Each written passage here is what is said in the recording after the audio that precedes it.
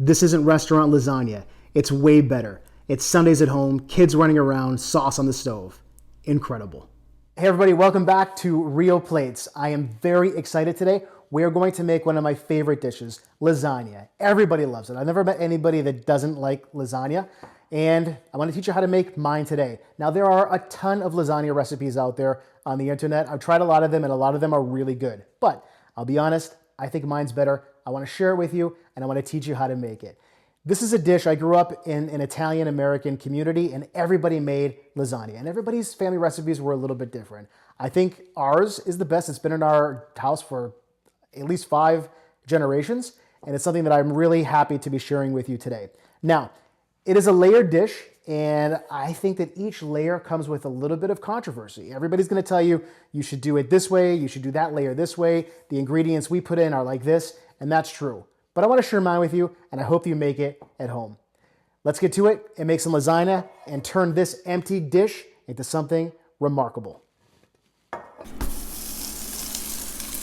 First, we're going to cook the sausage. I like to start with this so it has time to drain and cool before we assemble the lasagna. I'm using a combination of sweet and hot Italian sausage, but this is totally personal preference. If you're cooking for people who don't like heat, you can stick with all sweet. This sausage is already out of the casings. If yours is still in the casings, make sure to remove them before cooking. This part is pretty straightforward. Over medium-high heat, cook the sausage, stirring and breaking it up as it browns.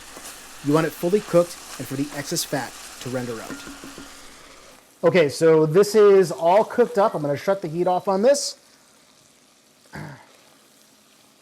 And as you know, sausage produces a lot of oil when it cooks, so I actually have a bowl lined with paper towels. The reason I want to do the sausage step first is to let it cool down, but also I want to drain off some of that excess oil. So now I'm just going to take I'm going to take my spoon here and get this out and just spoon it into this bowl lined with paper towel to absorb all that excess oil. And after that cools down, we'll be able to put this into our assembly for the lasagna. So let's go ahead and transfer this now.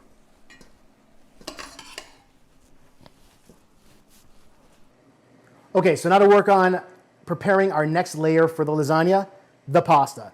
Another controversial item in your lasagna. Some people are going to want to make their own. Some people want ready-made noodles. I'm just taking my favorite lasagna noodles and using these. I think it makes for the best texture for the lasagna. So let's get to it and make the next layer, which is the pasta layer. So first, I'm going to go ahead and salt my water up with a generous amount of salt.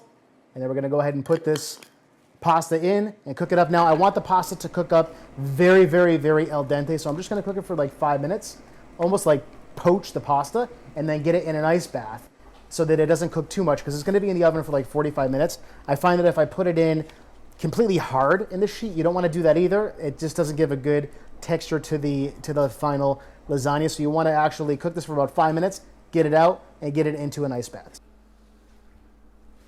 All right, so the pasta has been cooked, the sausage has been cooked, and now for the ricotta mixture. I think this mixture is really the heart of my lasagna. It is very simple and delicious and creamy. Ricotta cheese, egg, pepper, pecorino romano, and parsley. Let's make it. To a mixing bowl, add your ricotta cheese. I'm using 32 ounces. It should be thick and not watery. If your ricotta is watery, drain it in a cheesecloth in the refrigerator for a few hours to remove the excess moisture. Add a few teaspoons of black pepper. Next, add your grated pecorino romano cheese, about a half a cup. Then, add your chopped parsley. You want a good amount here. I used about 3/4 of a cup, but mix until the color looks like this throughout the filling. Now give it a taste. It should be very savory and slightly sweet without being too salty. If it needs salt, you can add it at this point. Finally, add 1 egg and mix the filling well. The egg adds flavor and also acts as a binder for the filling.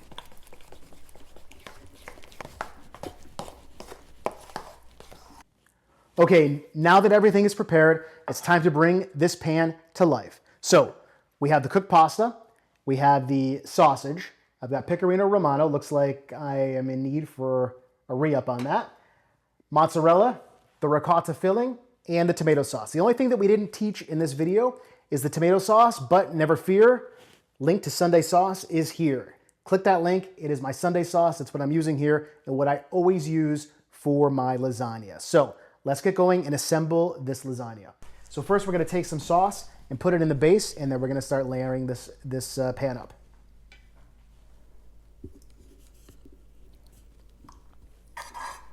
Start by laying down a layer of lasagna sheets.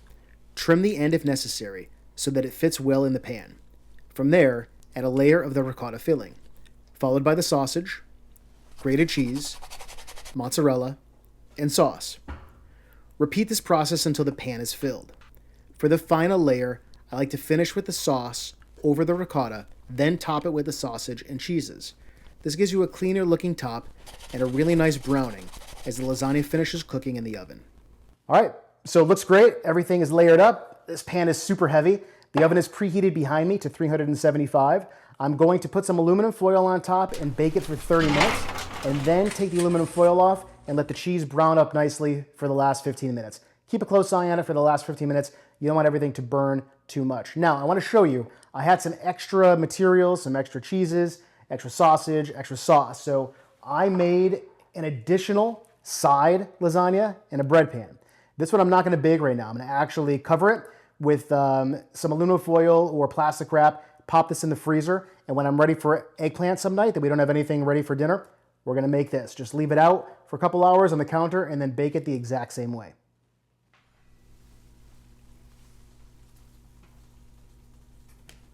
So that's it. We are done with what I think is the best lasagna on the planet. Let's cut this open and give it a taste.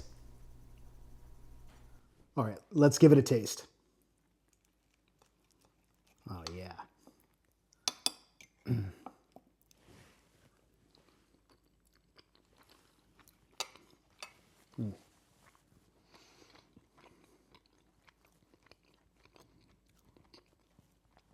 Every time I eat this, brings me back to when I was a little kid at my grandmother's house.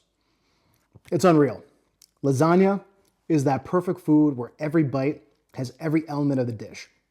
You've got the pasta that is cooked absolutely perfectly now. We kind of blanched it and just let it cook for about 5 minutes, but now the texture is perfect. The sausages are great. That blend of sweet and hot, I love. It's really great.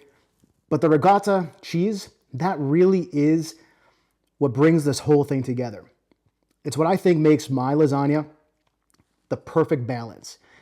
That extra parsley, the cheeses, the egg, everything mixed in there together. It's just a great combination. And the Sunday sauce, man, you got to try this. Once you have this lasagna, you're going to be making memories for a long time. I hope you enjoy it. I hope you make it. If you do, drop me a line. I'd love to hear how it comes out for you. But I'm happy to share this one. It's one of my favorite family recipes and something that I hope you could bring to your house. Thanks for joining us for Real Plates. Join us next time, and we will see you soon. Bye-bye.